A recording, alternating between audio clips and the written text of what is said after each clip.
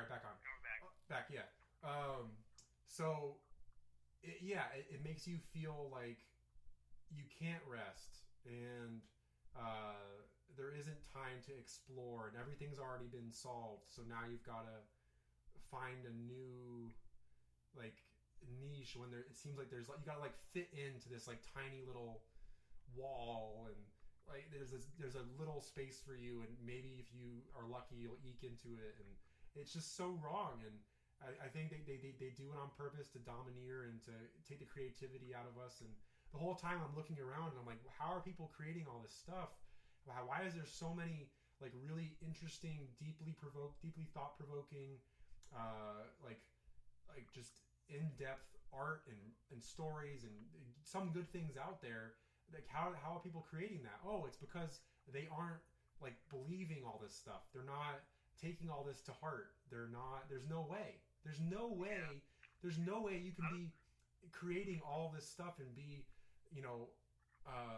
making all this content and doing it in a way that's so in depth if you're constantly worried about the things that they tell us to be worried about, and thinking that you need to adapt when no, you're one of God's children and you were created and you have unique gifts, and your gifts go in line and help out other God's children. Like it's such a nice, refreshing like way to think about things compared to, oh, you're Darwin, you just gotta survive and dog eat dog, and like what the I always hated that dog eat dog. Like what the hell kind of programming is that, where we turn around and mess with our own, and it's just everybody's in it for themselves, and like it's so stupid. And then you look at the world and you look at like friends and their little cliques, and you're like, they're not treating it like dog eat dog at all. Like they're very much like tight to their groups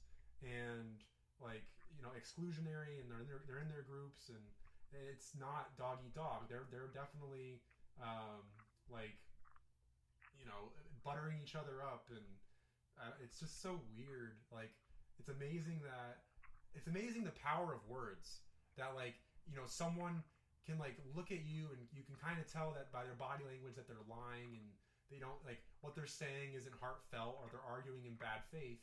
But then the words they say are so powerful that they impact you. Like but then as we get older and more mature, they impact us less. But when we were young and not as like prepared or had as deep of an understanding about this place, it was easy to just hear these things and just accept them, and just be like, well, everybody keeps saying Darwin, Darwin, Darwin. Everybody keeps saying, dog eat dog world. Maybe there's some legitimacy to it, and I should just, focus on myself, and that's it. I should just, become the most narcissistic person because I want to survive.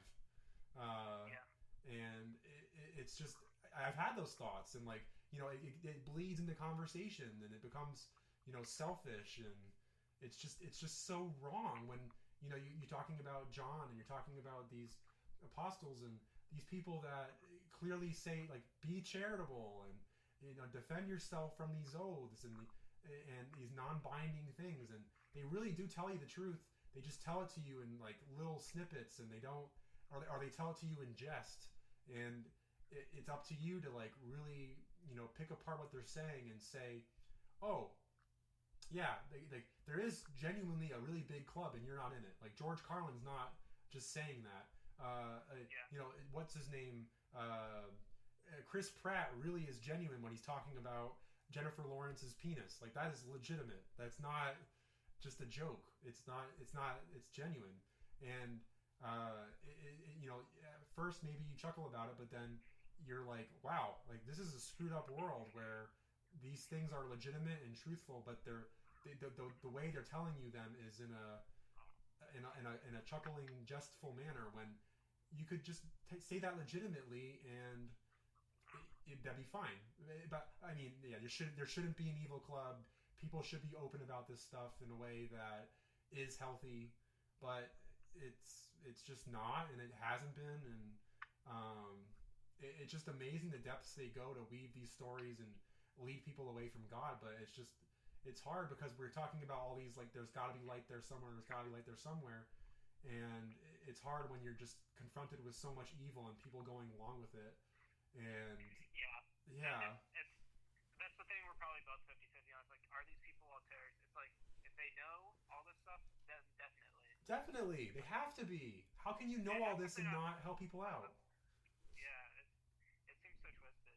Like, any one of them could have started the Hans Ornat movement before it happened. And it's all about, I love the element of, it's all about trolling people as much as you can. It's like, anything society deems is like, oh, this is so heroic, you gotta go against it.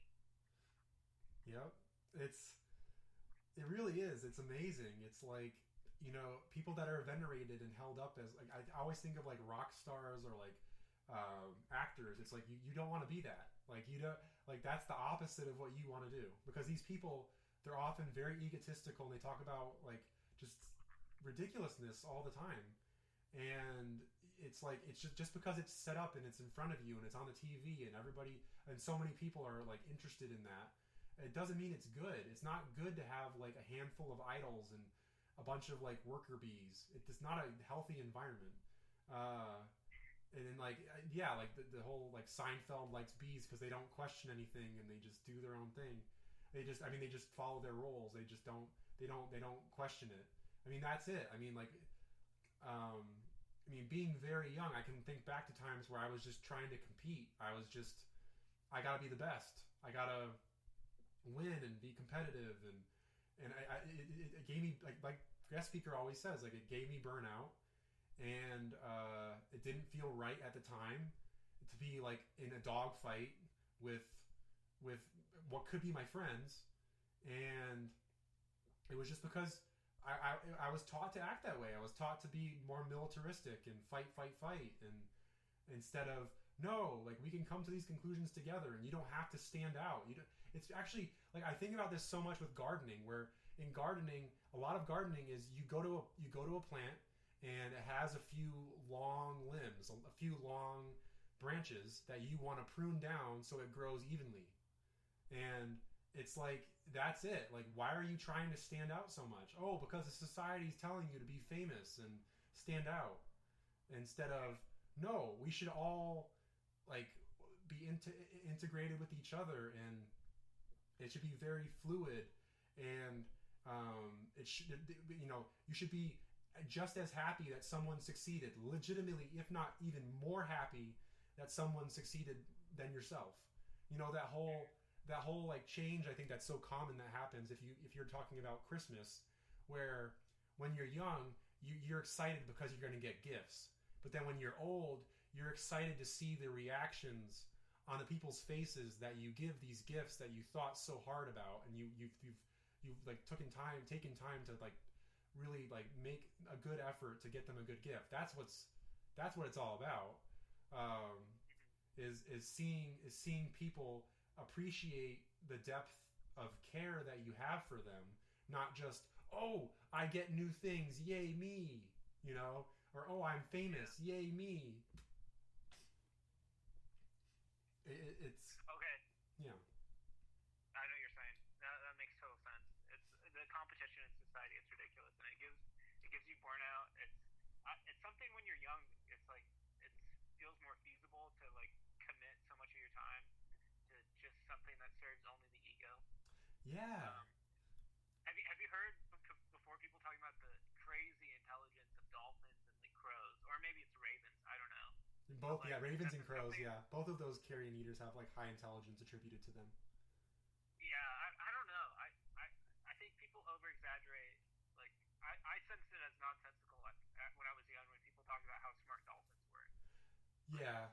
I don't think there's like this crazy like gap in intelligence where there's like things subpar with the human intelligence in certain of these creatures. Like, it's still impressive. Like, I love seeing like a dog like race through a forest really fast and be able to dodge and weave and be on the right foot all the time. Like, there's still something impressive about them for sure. But I like, what is it, like Nikola Tesla, his best friends were a bunch of ravens. Yeah, or Edgar Allan Poe. Edgar Allan Poe. I think both of them. Oh, yeah. Both of them. Like, yeah. Yeah, it's just weird. Like, it's trying to make humans seem like they're not like in the mirror image of God and stuff like that.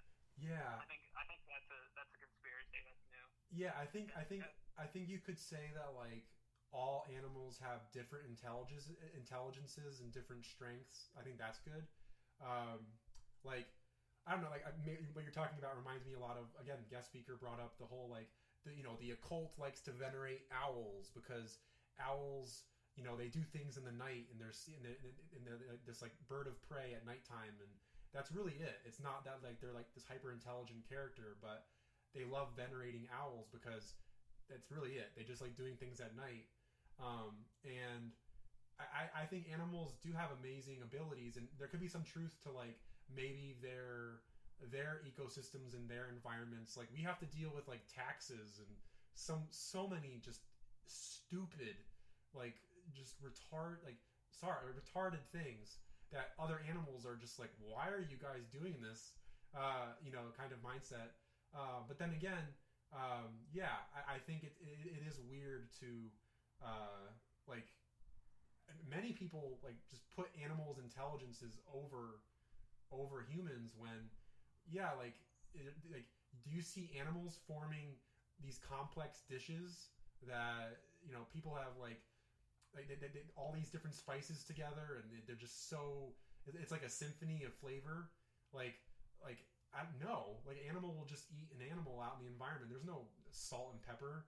And I mean, you could argue that humans are like, we make a lot out of nothing, and maybe, but then I disagree. Like I think that we're here to understand the depth of life and God's creation, and that we're a part of God. And I think that we have a really unique lens, and it's easy to look at our situation and be like really angry and frustrated, but then there's also I think a much bigger lens, which is like, isn't it amazing that we have opposable thumbs, and we have these eyes that can see so much, and we can go into so many like we can go into so many different like places and travel fast, and we have so many ways of putting things together, putting matter together to form tools. And like no other animal really does that. Like the big primates, the big, fake big apes, they're not even real. The ones that they say, chimpanzees and orangutans, like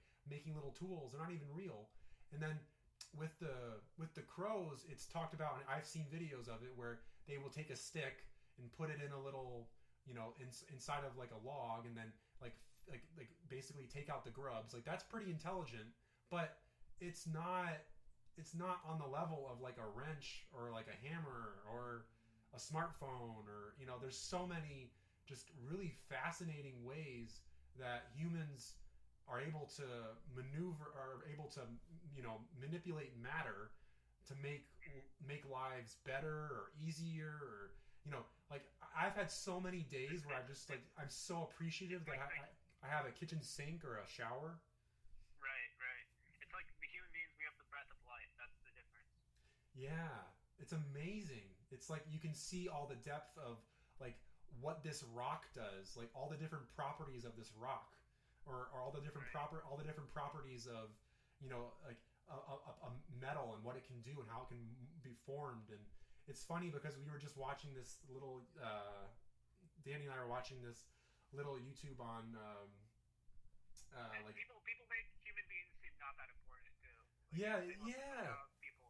And I think that's a big. It goes along with the outer space con of like aliens, and we're just these little specks, and it's just so wrong. There's aliens out there. There's aliens everywhere. You're gonna, at any point, a more intelligent species could come wipe us off the face of the planet.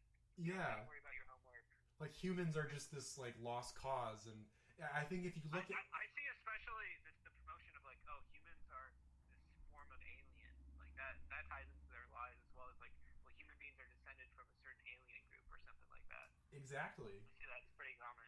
It's common, and it's like, oh, we're these like experiments, and yeah, so much of the popular literature. I mean, like Hans references the Kurt Vonnegut's Slaughterhouse-Five, and in that book, a significant part of it is the guy's at war, and then he gets abducted by aliens and is like observed by aliens, and like put in a cage with another woman, and they want him to procreate and treat the humans like they're animals, like like the whole joke about the pandas, like get Ling Ling to give birth by putting the two pandas together and just force them to impregnate.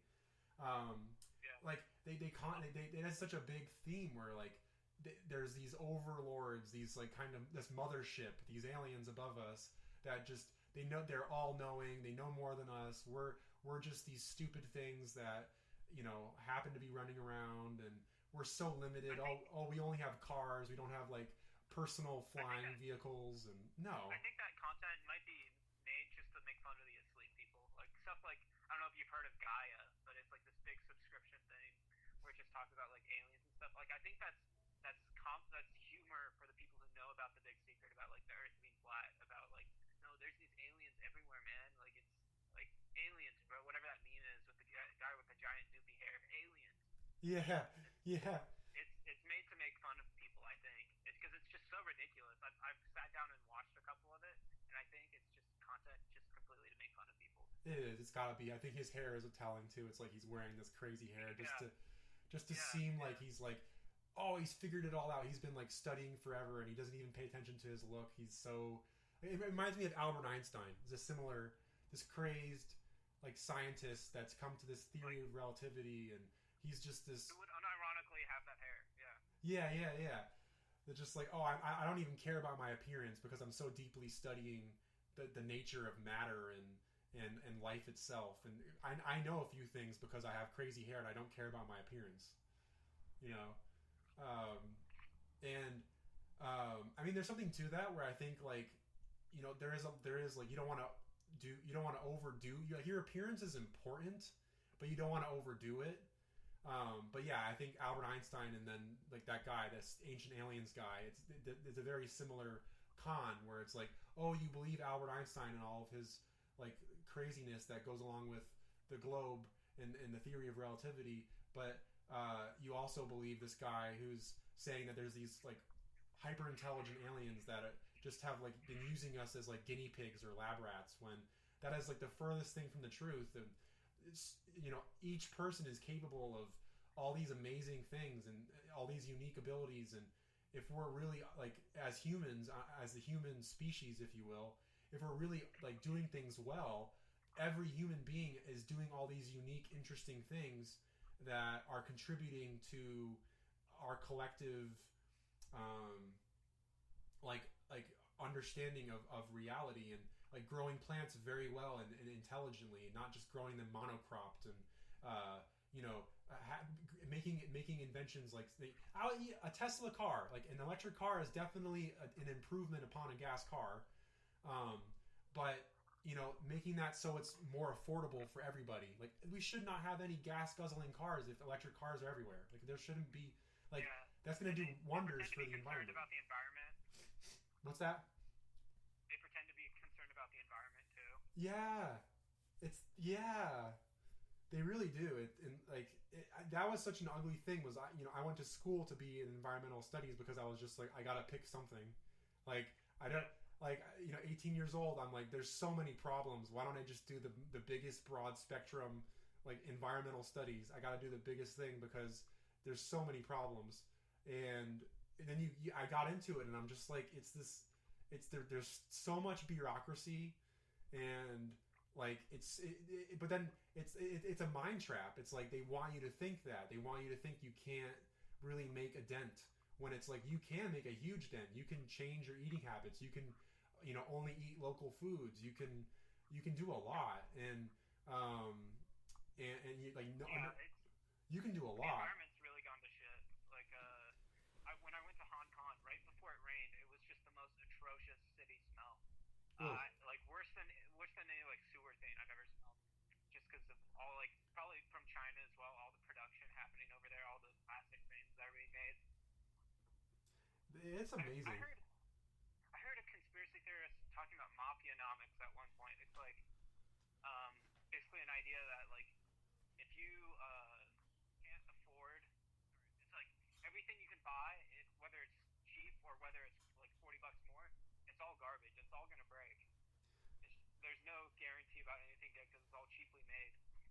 Yeah, that is such a curious thing where it's like, thinking about people lusting after wealth, but then that wealth, it's like they're buying something that really isn't that great. Like it's none of it's gonna work. None of it's gonna work. Like you bought that really fancy RV or that yacht, but then the yacht breaks down in a year or two, and then you just spent millions and millions of dollars, and it just didn't go that far. It didn't last very long. Nothing's really made well anymore. Nothing's made well anymore, and it's just about big corporations eventually controlling the economics of things, the economics of it. And that is a big that big corporations aspect, and how it's like each person plays a part. Like no one really knows how to make a full computer. I mean, some people do, but it's a lot of people. It often is like they know how to make like a part of it. They can't make the whole thing. Like it's hard to find people that can from start to finish make this make like a really like a smartphone. Like I don't know anybody that can just make a smartphone. Like it's and such. Also, like all the new smartphones, they're not even that good. I heard this idea pretty recently off Sam Hyde. He talked about how everything's just made more and more garbage. Like you have a new job of innovating upon something that's already been innovated to its zenith. Like there's nothing more you can add to it because it's already like it's a good product, and the only thing you can add is probably making it worse by simplifying it. Like everything in design is really not designed that well. It's just this new, sleeker look that they add upon it, and nothing is made better. Like you're as good off as buying the one thing before. Yeah, you are. And that smartphone angle is such a good one to look at too, because it does seem like guest speaker says, like the improvements made in technology are almost always nowadays limited to, it's a new app or it's something new on your smartphone or the internet. It's like it's not really like household things. Like you don't. I mean, seeing the Dyson fan that is like it makes no sound. The sound that's a pretty cool invention. Like you don't.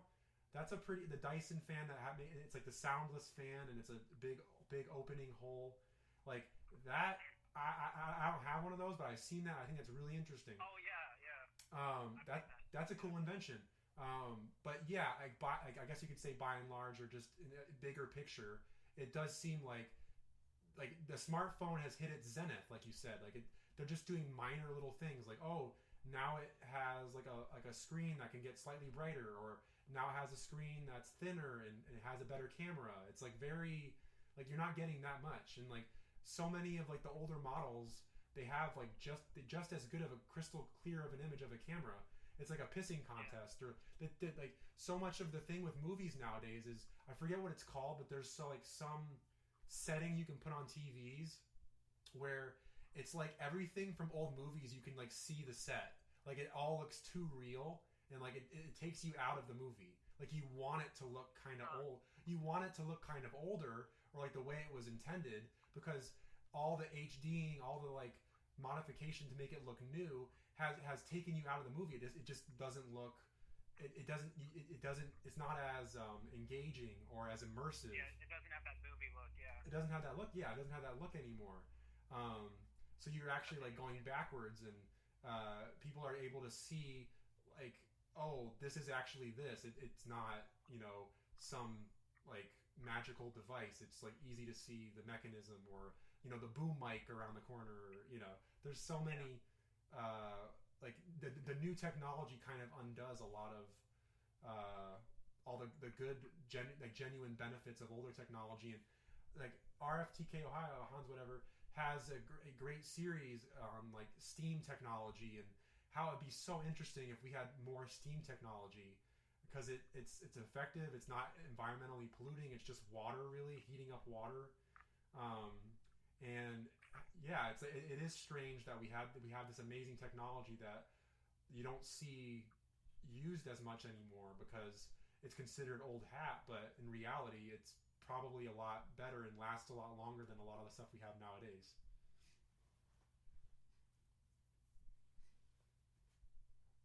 Yeah, I hear what you're saying. Sorry, the connection's a little spotty. Can you still hear me? Yeah, I can still hear you. Great. Okay.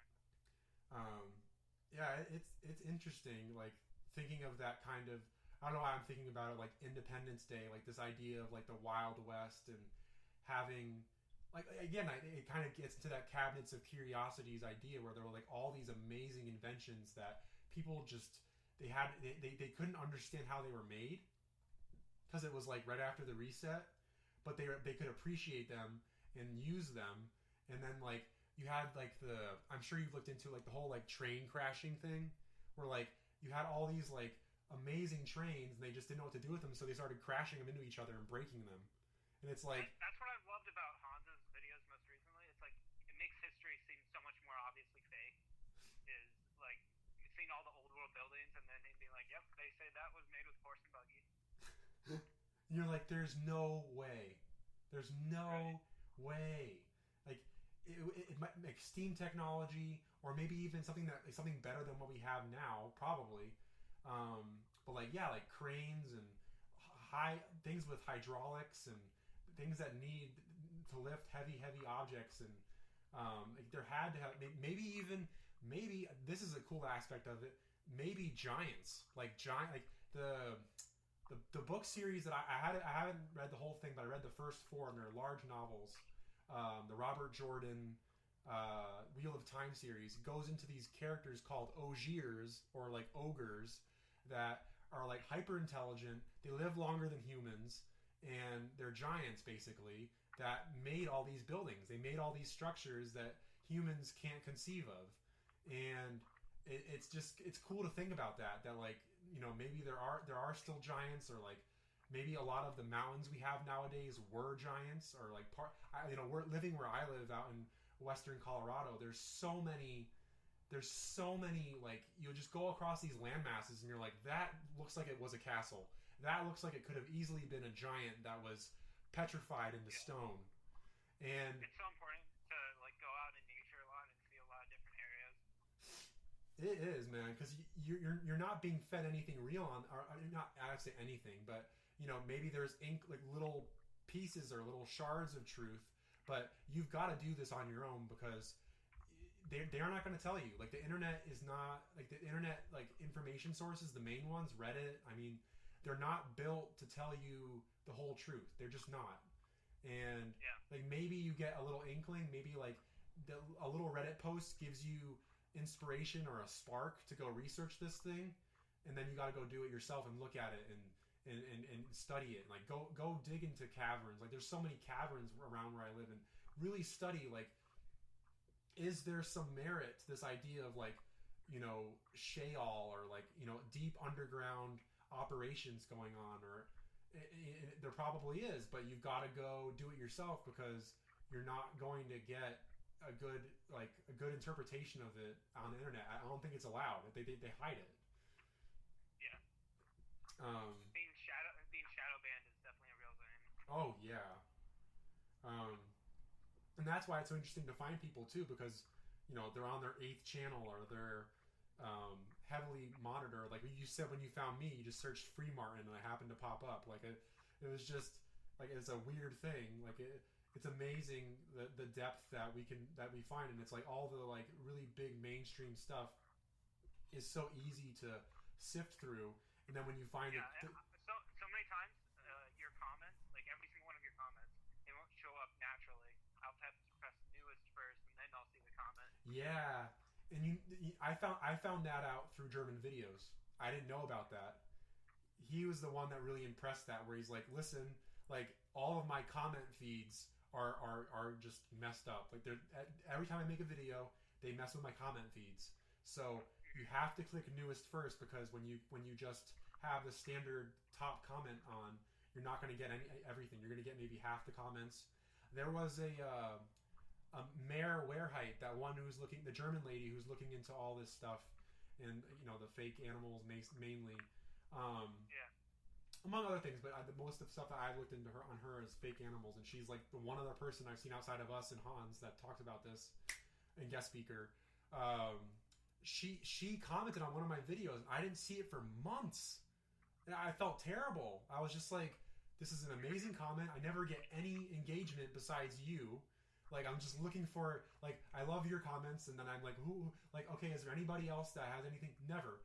And it's like, or it's just like an obvious shill, or just like nothing.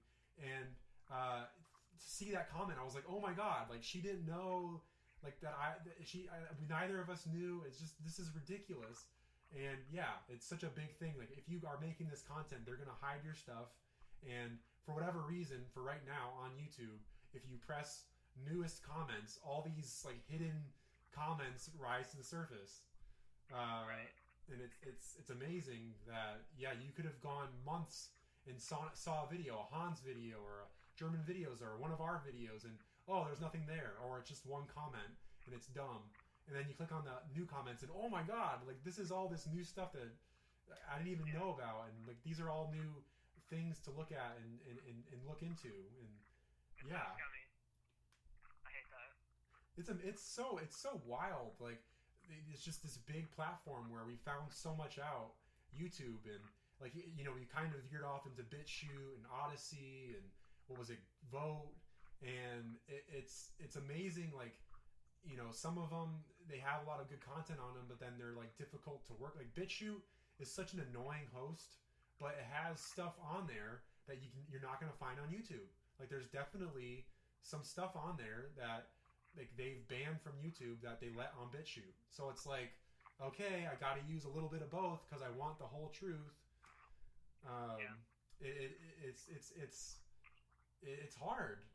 And like you've been doing the good service of finding the good Hans videos that they've banned, and somehow I think we're in a weird window right now. Like, I've never had a YouTube channel banned, or like maybe there's certain people that they just monitor differently. Like why German videos and RFTKOHIAH have had like 8-10 channels, and I haven't had one that was banned, but a lot of my stuff it seems like is shadow banned or hard to find. Like it's really weird how they assess us. Like it's so bizarre. Like I just don't get. I mean, maybe it's just they've put there's so much negative Hans content out there that they can let Hans kind of say what he wants, because there's so many people that are like, he's an idiot, or he's saying all this stupid stuff, Sir Sick and Simon Dan. We'll take him out of context and make him take him out of context, make him seem stupid. Whereas it's like us, I only supposedly have like 28, 30 followers. You only have like somewhere around that 30 followers, and it's like, well, they just don't have much of a like. People aren't really going to see their stuff anyways. Maybe. Yeah, among the recommendations, like the recommendations are definitely rigged. Like even when I was watching Hans's content the most, it still wouldn't recommend it to me. Like it was like every third. The third result would show it there, and then that was it. Like it wouldn't show like naturally mini Hans stuff whatsoever. Definitely shadow banned. Shadow banned for sure. And it's weird too, because like having gone through like a few years with him, like it seemed like a couple years ago stuff with him was more shadow banned, and now it's just like I'll get most everything. But yeah, there are times where like I have noticed like I didn't get that video recommendation, and I had to look, and I'm like, oh, they posted a video, I didn't even know about that. There have been German videos I have seen that I didn't know existed, or they weren't there. I had the bell on for German videos, and I didn't see that he posted in like the last 2 months. I gotta go back and watch that.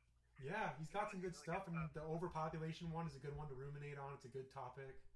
And the Mooncraft, I think, was another one that he did, and he just has a lot of good videos on like just all this comical nonsense that we're dealt with, and really good angles on why they do it, and like the double entendres they make, and and I love above all that he says like the sun and the moon are getting brighter. That's such a great person to be saying that. I appreciate that a lot. Yeah, it's huge, and he does have a great voice, and it's good to hear him say stuff like that. And he has brought his children in on certain, not brought him in literally, but like referenced them and how they're like privy to what he's doing, and they support it.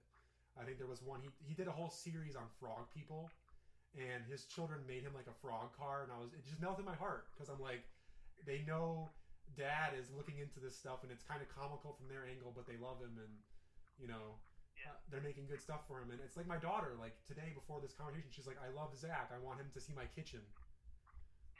Like she's like, I want him to come over and see my kitchen. Because she has a little kitchen in her room, and she loves having people over. Like the first thing she did when my mom came over is she shows her the kitchen, and they make stuff in the kitchen together, and it's just so cute. And yeah, like when I go off in these talks, she's just like, I want to talk to Zach. I want to go hang out with Zach. I want to, show him. He's my friend too. And yeah, and she even used the word love. She's like, I love Zach, and it was just, that's adorable. Yeah, it's so amazing that this truth isn't limited to us. And my daughter, I told you before, like she just straight up calls people what their skeletons are. Like she is 3 years old and will call my mom him and call some other guy we met her. And I'm like, yeah, that's where I was when I was 3. I just didn't know. Until I wasn't like, oh yeah, that's what that is. Like I don't have the parents that are like. Oh, you brought up before the eyelid transvestigation feature. I found that one super interesting because it's one where you're actually looking at people in their eyes and then you can be like a normal human being while transvestigating. It must be a huge one that they use. Oh, it's gotta be, because like the eyes are the windows to the soul. But then, yeah, look at the window. Look at the curtain. Look at the curtain. Yeah. Like if you have a woman, like looking at my partner, looking at my partner's eyes, she doesn't you can't see her upper eyelid when she has her eyes open. But then if I just look at myself in the mirror, I look at you, or Hans. I mean, he covers his face, but when I look at the photo you sent me of you, you can see the eyelid. You can see the eye, like the real man, because of us having the deeper set eye in the skull, our eyelid is more exposed, whereas everything's close together on a woman, so they have this little like layer of fat that's over their upper eyelid, and you can't really see their upper eyelid. It's super interesting. And it's like it goes along with what Hans goes into depth with I think the video you posted about finding real men, where finding real men among free martins. Yeah, where it's the eyebrows, right? The men have the eyebrows that are way up, and the women have eyebrows that are right on. It's the same thing. It's the women have the eyelid that you really can't see because everything is so close together, and the men have the eyelid that is exposed, or the swire has the eyelid that's exposed because they have the deeper set eye socket. The skull is so much bigger, and it's amazing that you have this like same apparatus, the same human form that looks so vastly different on a woman versus a man, and we've just been like conditioned day after day of free martin to think that like, oh, don't pay attention to that. Maybe even like close eyebrows. Like Hans has that video where he's talking about where you want to change the gender of your person, but they tranify you. They like put the eyes closer together if you're a male and put the eyes farther apart if you're a female. And it's just, you have to really study people, and it isn't that complicated, but it's helpful to have all these tools to look at, because maybe something will look okay, but then you have like 5 or 6 or 7 other markers that you're just like, oh man, like that's clearly a dude, or that's clearly a woman, because they have all these markers. Like the sloped shoulders, it's just you can't fake that one really. The straight across shoulders and the protruding collarbone and the eyelid being exposed. There's just certain ones that it seems like the kneecaps is such a good one. I like the kneecaps. The kneecaps is a great one. That'd be a weird one to get surgery on. That would be, it'd be so strange. Like you're gonna really mess with their their fundamental thing. I mean, like people talk about or Hansi's even referenced the barbaric. They would break the leg and then reattach it, and break the leg again and reattach it to lengthen the person or make them seem taller. It's just crazy the things that people will go through to just, I don't know, be in an image. And it's amazing too, because it feels like it's not even under their control. Like these people are just like, okay, I got to go along with the program. I don't even really have a choice. I just have to tranify myself. I have to get an eyebrow scar. I have to get braces. I have to get a jaw implant. I have to do all these things because this is what we do, instead of, no, I don't want to do any of that. I want my body to just be the way it is and not get plastic surgery. I think thyroid cancer would be like from an Adam's apple implant, I think. Oh, it's got to be. There's just so much stuff where it's like obviously harmful. And like I think families that have like a history of like dealing with cancer, they won't tranify their children as much because they know the implants are like harmful. They they might still like shave an Adam's apple down or something like that. But I don't know. There's certain trannies that I've liked in my own life that were just like straight up as they were. Like it was nothing more than some hairdo and some makeup. Yeah, you could tell. Yeah, there's no other modifications, and yeah, they generally seem like the nicer characters. Maybe that's it. Is like what we're talking about earlier with the bullying thing. I mean, to be part of this club and to be serious about it, you're being bullied. Like you're being told you have to do all these things. So if you have somebody that's, being less bullied, theoretically, not having all these operations done, they're gonna be a rosier spirit. There's no like they're not they don't feel this need to lash out because I just had my jaw shaved and you don't have anything done. F you, I just had my my neck shaved. I mean, I just had my jaw implant and. Look at you. You don't have to do anything. Look at that's so annoying. I'm gonna mess with you all the time because you just have it too good. And they know on a deeper level, like socially, we have it like hell. Like we don't we are such social beings and regular human beings. If you're not in this club, like you're just not gonna have it good. I mean, there's that the line in the Bible about you're hated because you're chosen out of the world, and. And it's that. I mean, you're not in this club. This club is the world. I mean, it's what this world does. Is they modify you. They GMO you, and it's amazing when it's like, how did we slip through the cracks? How did we get here? And I mean, you and Hans talk about it, and where you see an aunt that could be the sperm donor, and maybe the Martin dad. That was the carrier, and it's crazy. It's just crazy to think of our origin story. We don't really know how we were born. Like it's amazing to think of the depth of this and like how God works, and like there's no other podcast like this. Maybe the No Floors podcast. They talked somewhat about this stuff, but they don't go into the trans stuff. Some Jewish questions. Some hoaxes. Dinosaurs being fake. Yeah, that's good stuff. But then, are they going to go into the trans thing? They really don't. I mean, yeah. And it's like in these situations where like I'll see like a show talking about like in real life. I had a moment with this. It was like, this is boring. Talk about alchemy. Like there's so few people talking about the big home hitting stuff. No one addresses the elephant in the room, and it's so great that we have some content for the awake people. Like if I woke up to this like just now and there's like a podcast out there where maybe I could like call in, I could comment and be in the next episode and talk to them about like the questions I have about this stuff, it would be great because it was hard learning for yourself like everything going on. Yeah, and that brings up a great point. Personally, when I was learning the markers, I had to write everything down. Like I had a whole like 3 sheets of paper full of stuff about like transvestigation markers, and I ran into some shows where it was an obvious strat talking about how all the trannies were this way or whatnot. And it was like she was teaching me the markers, and she's like, "This is my hip dip. Women have hip dips." And it's like it's so confusing to go through at first. Oh yeah, because you're being lied to a lot. The hip dip and then the thigh gap that they push on everybody. The thigh gap that women don't have, but the women that are sold to us or they do. Yeah, and even the shows that talk about transvestigation, they'll still harp on Hans Wormat for being the worst. Like they all hate him in the transvestigation community. There's not one that accepts him, and that's how I found out about him. Was someone down talking to us like, "Well, let me hear this out. I'll hear out both sides," and that was their fault, even bringing up Hans at all.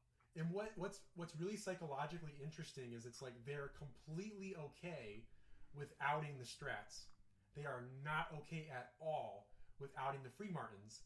And it's weird. It's weird because the Freemartins are really genetically women, and what are we taught from the day one? That women are more sensitive, and we're supposed to be more nice to women, and that's what you see. They're way nicer to the Freemartins than they are to the Strats. The Strats, Swires, those are the sluts. The Freemartins are they can go score, and they're the Superman, they're the Batman, they're the one that's of the 4 classes. The 4 classes. What am I saying? The four types of people. Genders. The 4 types of people. Yeah, 4 genders, 4 types of people. they are the one that's venerated the most. It's a free Martin. It's mostly a free Martin paradigm. I see. They're okay trashing on swires, and swires are often considered trophy wives, and it's amazing how it's really women that run the world at the center of it, and it's just, oh man. And I talk to Danny about this my partner about this all the time, where I go to work, I go around in the world, and I'm just surrounded by women all day long. I'm out looking, like, for people like you.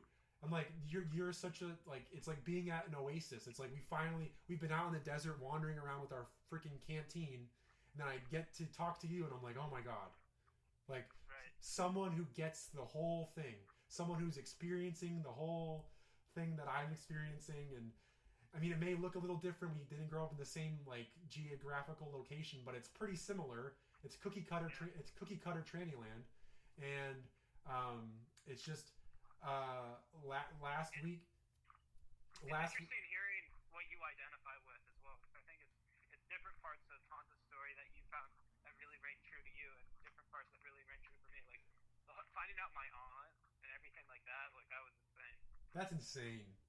Like, that is just mind-boggling that you have this aunt that, like, is maybe nicer to you because they like kind of know on a deeper level that you're their child. And I mean, it's just weird thinking about that relationship and what it's looked like throughout your life, and before you knew and now that you know. And it's so interesting. Right. And it's like, well, if that's really my dad, shouldn't I be, like, really close to them? Like, shouldn't I, like that would make a lot of sense. If you know that you're... thankfully they're moving in town, so that's pretty nice for me. Yeah. I mean... It's just one day looking at a picture on Instagram, it's just, like, very giggling, swinging around. Like, the same moment with all the celebrities, with, like, Michelle Obama seeing her swinged on, is the same thing. What the fuck? It's like... This world? There has to be some explanation for it. Yeah. It's insane, and it is weird to think of the in utero versus the kind of... Yeah, they're just straight up cross-dresser aspect, where in both Hans's and your case, it does seem like the aunt is just the cross-dresser. And I think a lot of as well. A lot of regular people are just cross-dressing. The genes, in order to keep the genes. Yeah.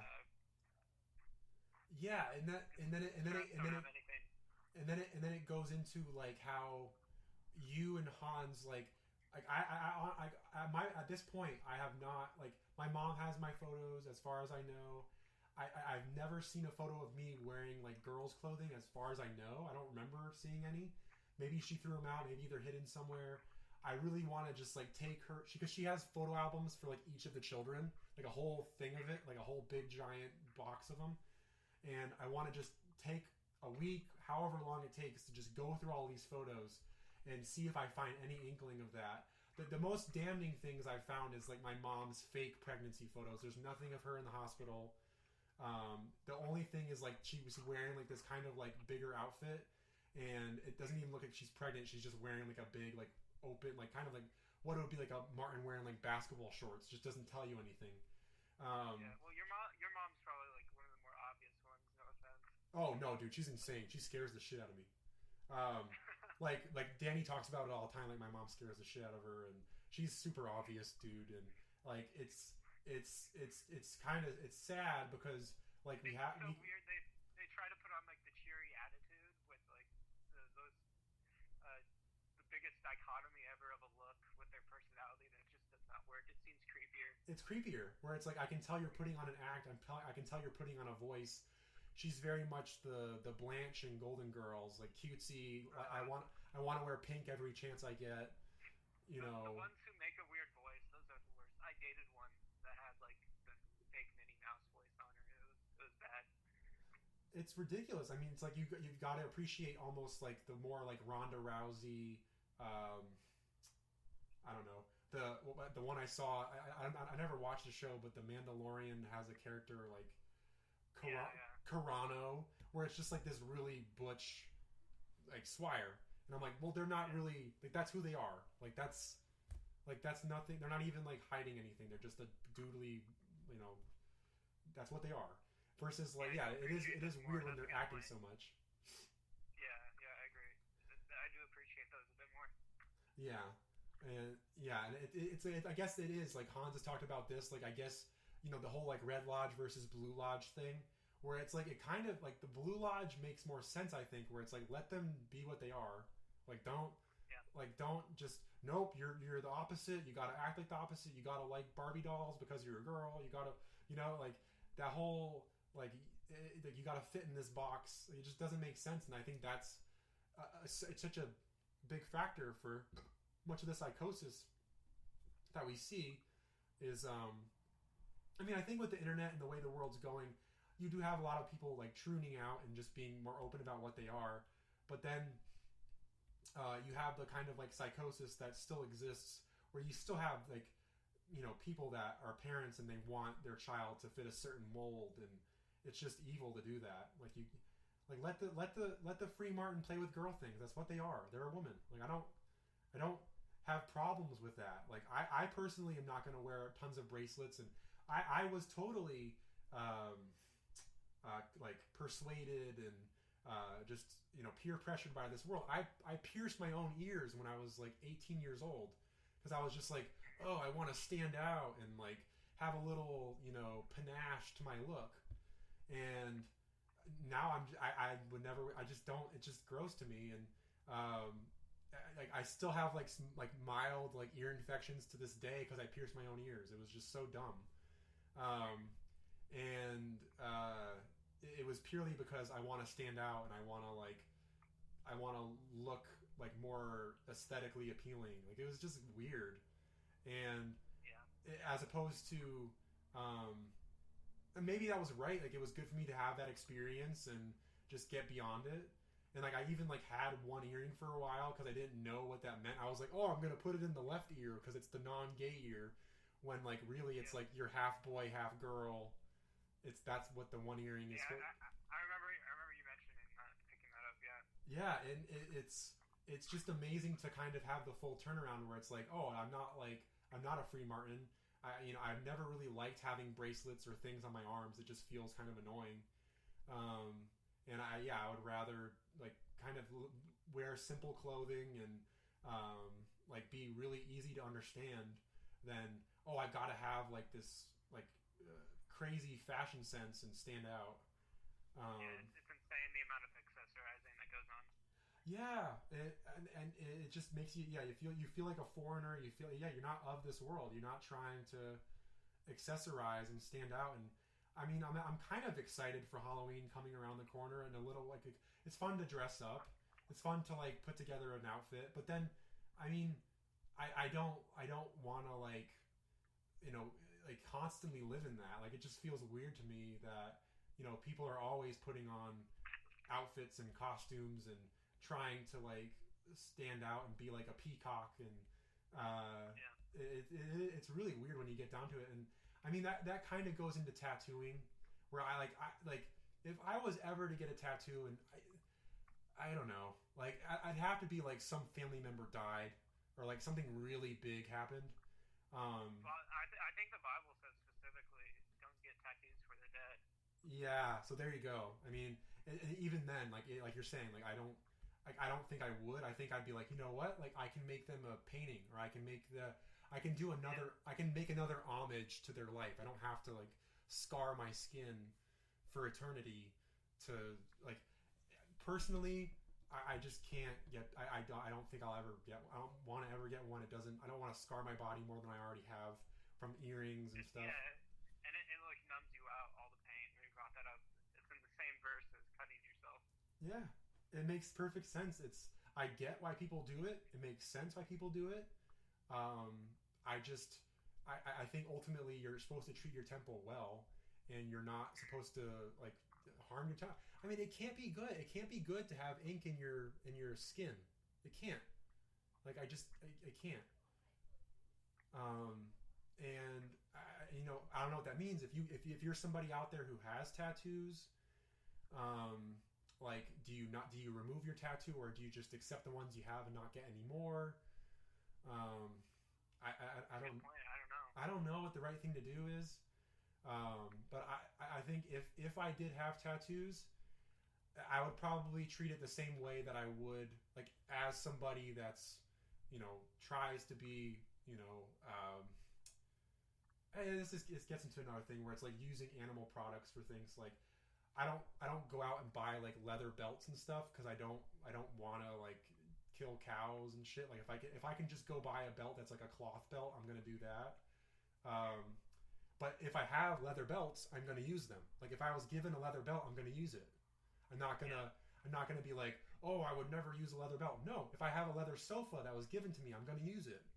But I'm not gonna like, oh, let's make a new leather belt. Let's kill another cow or a leather couch to make it happen. I'd rather like, oh, if it's around, let it circulate. Let the leather belt come to me. I would love to. It's a great material. It's a great tool. I would add for the tattoo thing. I think it's like you're dissatisfied with the way God made you, so you got to add a bunch of other stuff on it. When it's just like you're already fine the way you are. Right. That's the essence of it right there. You're already fine the way you are. Why are you trying to accessorize and add so many things? With the scars, it's like, oh, I look so cool with having this scar on my forehead or whatever, like Anakin Skywalker looking scar. Like people want to inflict some of them so they have like an explanation. It's like, no, I was in a fight. This isn't from me doing it to myself. Maybe it's just some vanity scar. Like it. Yeah, it is, and it gives you that like macho. Oh, I'm so tough because I have this scar. And then another one that comes to mind is like the tears. Oh, I've seen people die, therefore I have like tattooed tears. Yeah, that's so odd. It's odd, and it's like you again, like okay, you saw somebody die. You could do a million things to venerate that person's life. You could write a poem. You could go to their grave every so often, and and talk to them. You don't have to get some permanent, skin. Yeah, you don't have to do that. You don't have to tattoo your body to show that, or to prove you're tough, or to show your, like, if you have an emotional scar that you want to show physically, like that's just weird to me. Like I have this emotional scar. Like I can just think of one. My brother and I have a really rough relationship. The middle brother. I brought it up before. I bring it up a lot, and I could easily get a tattoo that's like a broken heart because it's a broken relationship that it's very difficult to mend or something. Yeah. But I'd rather just acknowledge that it's not going that great. It's not long gone. Like it is salvageable. But I do not need to get a tattoo to like represent it. Like it just feels like, oh, everybody's got to know my pain. Like I don't know. It's strange in that way where it's like you can share the pain. You don't have to like broadcast it. I feel that same way with my little sister sometimes. It's like so distant. It's hard to mend, but relationships are tough. By the way, I think we're closing out pretty soon. I gotta. It's getting dark. It is getting dark. I don't know. Maybe we wrap it up and we can talk more about personal stuff. Yeah, that's great. I think that's great. You're saying like just end out the show and then we'll talk. Yeah. If that's okay with you. Okay. Do you want to have anything else you want to say for the show before we go? I don't know. Definitely study some of the disciples were handpicked by Jesus, and they have some pretty great stuff to say. I brought up a little bit of it. Maybe I'll bring up more next time. Maybe I'll close out with a couple quotes real quick. Yeah, and then I have a few things that I want to read from Hosea that I thought were interesting too. Okay, great. Yeah, let's just get some Bible verses going. Yeah. Like I said, in the days of Noah, while the ark was preparing, wherein few, that is, 8 souls were saved by water.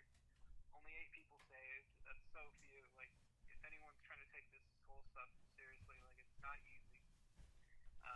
And then also 1 Peter 4:3, for the time past of our lives may suffice us to have brought the will of the Gentiles, when we walked in lasciviousness, lust, excess of wine, reveling, banquets, and abominable idolatry. So excess of wine, I think that's what they mean by being sober, is not having an excess of stuff. I think that's very important. When people make being sober like a different thing, I think. Yeah, and it's interesting too where that aspect of being sober. Often in the Bible, I think it's often depicted with wine. Like wine is such a big thing that's brought up again and again in the Bible, and it goes from like, you know, in good times you're given like ample wine and the wine is good, and then in Hosea it talks about Ephraim and how the land is cursed and all the wine is sour, and like they're basically drinking to nothing. Like they're drinking to like their darkened spirits, and there's not like, it's not genuine jubilation. They're not living for God. It's more like escapism. And I think, like you gotta attribute that to your life. And we've both talked about, you know, our own relationships with substances. And Hans has great videos about about alcohol specifically. I think it's one of his best videos is the alcoholism and bucket crabs, because it's just he's bearing his heart, and it's just you feel it. And great video. Go watch that. And what I want to say about that is, you know, in my life, the parallel in my life is definitely cannabis, and I think I'm at a better place right now than I ever have really been with cannabis. I've matured with it, but at the same time, I've been sober the last few days just simply because I have no money, and it feels phenomenal. Like, it's the clear thinking. There's so many great natural highs, and you don't, and even not to think of it as natural highs, just like the capacity to be clear spoken and to not like have your head somewhere else. And I feel like if you're abusing these things, there's no way you're going to be present in conversation as much. There's just no way. And that's for me it's tobacco. Yeah. And tobacco is interesting because it's a nootropic. Like I tell you, like some of the most quick as a whip people I've ever met are cigarette smokers. Like they're so smart, and it's interesting because it's harmful to your lungs. And what I've before it's my little outside looking in on that tobacco aspect before you go into depth, is like what I've noticed is it often is this kind of like jaded feeling where it's like it fills a void where like nothing else does. And I so often see people like who talk about smoking cigarettes. They'll tell me like, don't ever start, because it becomes this thing that's like it like, oh, at the end of the day or after the difficult period, I get to my smokes and then I can just like breathe again. Like I was just doing that activity just like, you know, to get to the smokes again. And then that goes hand in hand with pot, but pot has this kind of hallucinogenic aspect to it, whereas cigarettes, it's more like I guess it's mildly hallucinogenic, but it's more like I don't know, like almost like clear thinking in a way, but to the detriment of your lungs, I guess, and your maybe your temple. Like I don't know, it's interesting. But like what have you found with cigarettes or I guess like tobacco? Like what are like some positives, and what are things that like where have you found yourself where like, oh, this is too much, and what were the feelings you were having? I think it's like it speeds up your life in a way where you are quicker, like you're saying, but you're just making the wick go quicker as well. You're burning time while doing it. I don't know. I playing a lot of games and trying to be is like an edge in competition, which is sad, but it's true.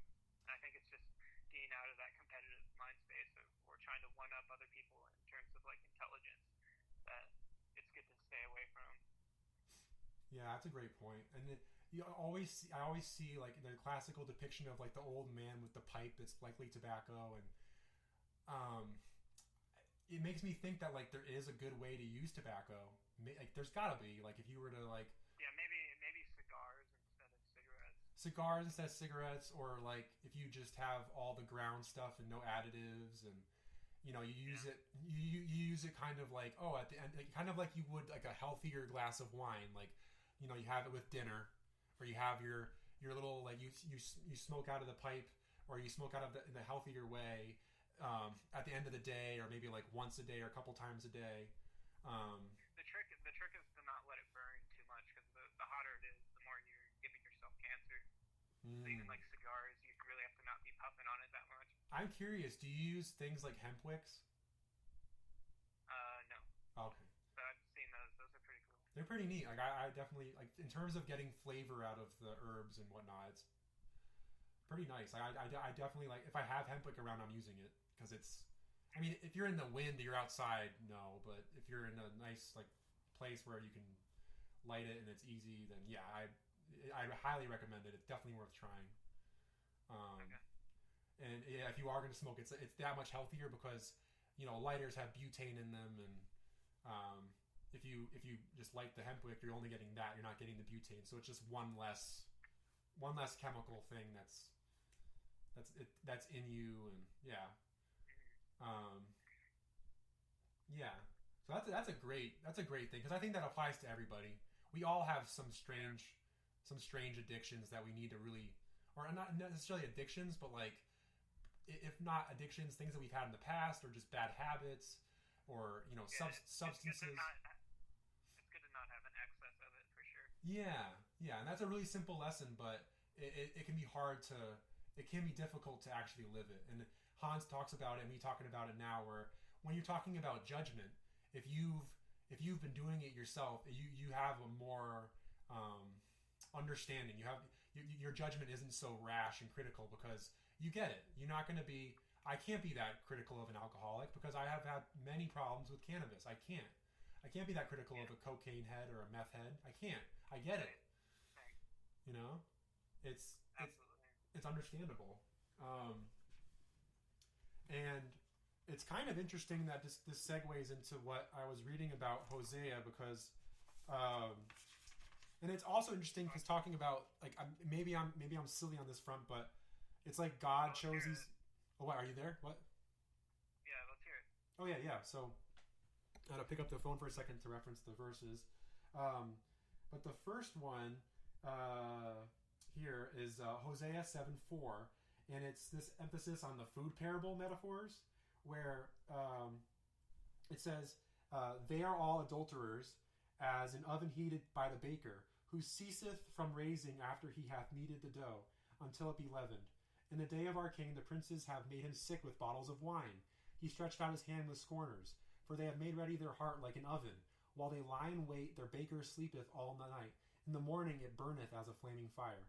They are all hot as an oven, and have devoured their judges. All their kings are fallen. There is none among them that calleth unto me." And then this little last tidbit.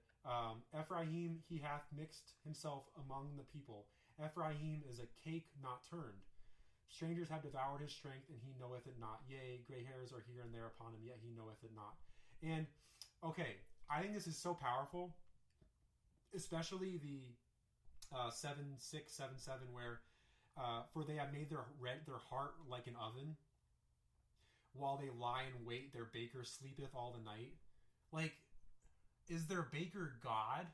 I think it is. And they're they've made themselves so hot that they can't cook foods effectively. They're way too hot. It's like trying to cook lasagna at like 500 degrees when it's like, no, just 400. Like, why are you going so hot? And then they've burnt off their judges. They devoured their judges because they're not paying attention. They're just like running too hot. They're overheated. And I just think that's such a good way to think about, yourself when you're like not in the right state of mind. It's like maybe you're overheated. Like you think about video games or a computer. Like once in a while, if you let it sit for long enough, it's going to get overheated.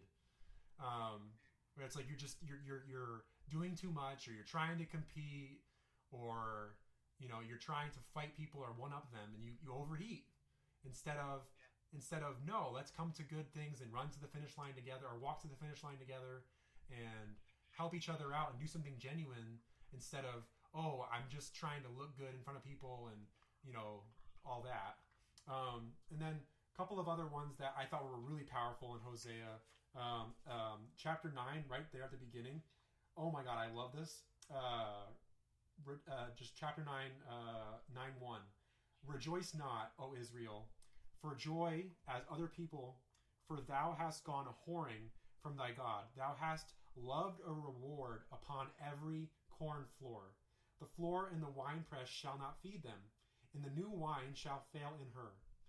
And they shall not dwell in the Lord's land, but Ephraim shall return to Egypt, and they shall eat unclean things in Assyria. Very much the connection with Egypt and Assyria there. I want to talk about that.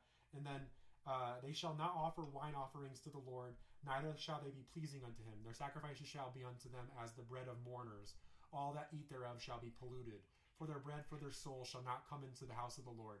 So I absolutely love the first line there, that thou hast loved a reward upon every corn floor. You know those people that have to pat themselves on the back for everything?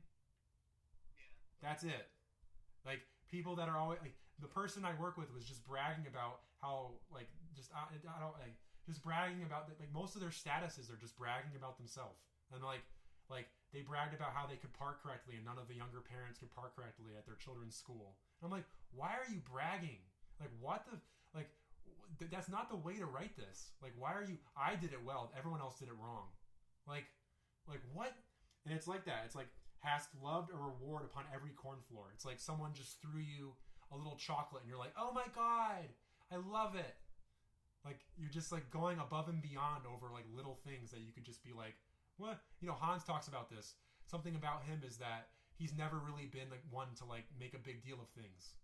Like, oh, somebody won a game, or like somebody, you know, got this like great thing. Okay. You know, like, why do I have to drop everything and like get crazy and yell and scream? It's like, that's phony. That's that kind of energy of, you know, you're making every little pat on the back to be this amazing thing. And then I thought helpful in that line, one more from Hosea, last one, is 12:1, which Ephraim feedeth on wind, and followeth after the east wind.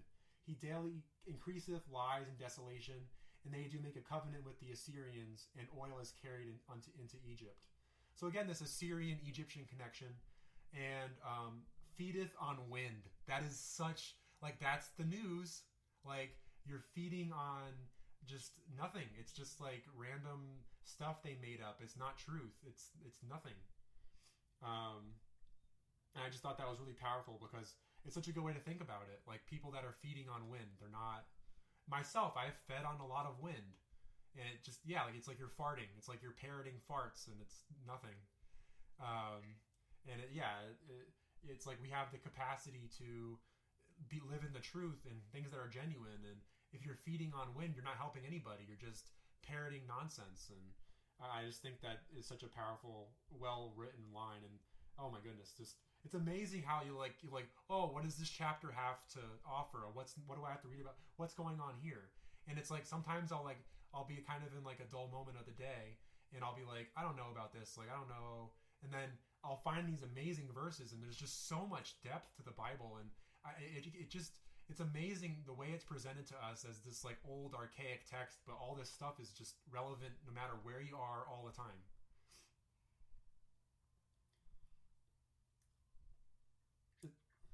It blows my mind. It's amazing how it can be so revelatory about over like so many situations in life.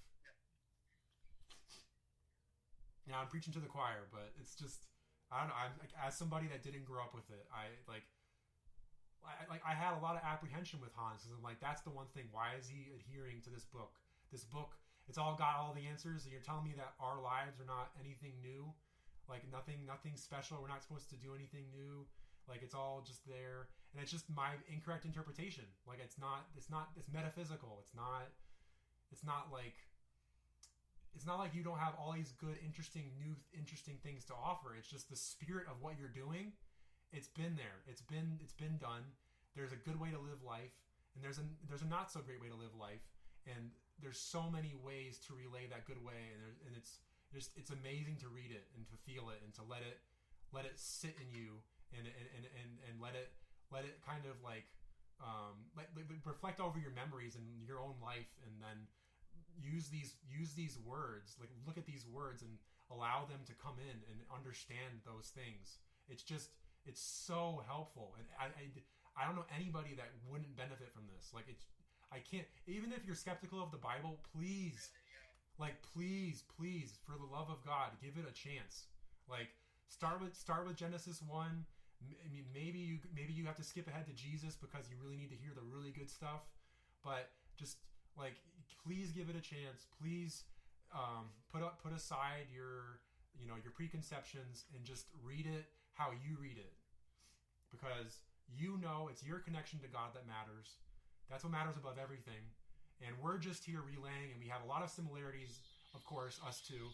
But there's so much that's unique, and that's why it's so interesting to find out what we find, because I would have never come across the insight that you had regarding oral sex. That's brilliant. Thank you. It's brilliant. Like, my whole life I just felt like something was kind of off about that, and I couldn't put my word on it, and I couldn't come to the whole realization on it. And I feel like you've you've put such a good analysis into it, and maybe like parts of it are genuine and parts of it not genuine, I should say, but parts of it are legitimate, and parts of it maybe like you can like infer, or it's questionable. But I feel like the whole idea, like the main idea of it's like, no, it's not correct. You should be putting your penis in a vagina and you urinate out of it, and like it's weird to put your mouth on these things when there's these fluids that shouldn't be in your mouth, and it's such an obvious thing, but no one talks about it, and I've never heard anybody else talk about it, and I'm just, it's made my life so much better, and it's just amazing that we can relay our common dialect and see these things that were probably written about, and if we were of a different time, understand them better. But now we can see them and keep looking and research and dig and find that, hey, this keeps coming up. She drinketh and what, like, pretendeth she not. Like, I forget the exact psalm line, but the idea of the woman that basically hides what essence she's taking, and it's very, very easily could be oral sex. Yeah, she eateth and say she doesn't. Yeah, just it's so, like, it's amazing. It's like, that's it. It makes sense. Like they pretend. I've been there, like pretending that you're not doing filthy things when you are, and it's important to, hey, I've done some filthy stuff, and here it is, and I have nothing to hide about it, and here's why it's filthy, and please consider this in your life, and whether you do it or not, I want you to just think about it. And I think that's a big one. Oral sex is such a big component of modern relationships, and it's like, is it good for you? Is it benefiting your relationship, or does it kind of cheapen your sex? And is there this deeper spiritual / like literal element that, it's just not good for you, and it's either feminizing or masculinizing you, and it's just, it doesn't fulfill you in the way that God wants you to be fulfilled, in the way that you're supposed to be fulfilled. It's kind of like we were conditioned to think it's just a normal thing, but in reality it's always kind of been this kind of gross thing that we just thought otherwise because we didn't know better.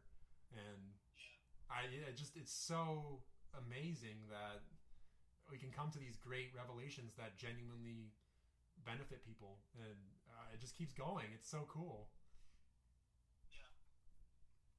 Well, I can only say so much over here, just so you know. Oh, okay, I hear you. So that was what I had to say about Hosea. I don't think I have anything else. Do you want to address anything else, or? Yeah, I think I'm good, actually. Okay, yeah. So we'll call it for this podcast, and we hope you guys have had a great time with it. And we definitely, like, Zach. I'll cut that out. But like you hinted at earlier, or not hinted at earlier, but like you said earlier, it'd be great to have other folks on the show and call in and leave comments, and I know how I'll fix that. I'll just lower the volume. But it's amazing that this can be this launching point for so many new ideas, because we are, I mean, with the Bible, we are out here spitballing and on the fringe of truth, trying to better our lives and help each other out, because that's what we're here to do. Yeah, elephant in the room, talking about it 24/7. Yeah, elephant in the room. Yeah. All right, well, we hope you guys have enjoyed the show, and we look to see you guys very soon, or hear from you guys very soon, and we'll be back to you guys soon, because this is just, it's the best part of my week, or routinely one of, if not the best part of my week every week. Just to be able to speak clearly about all this stuff that's on our mind. It's great.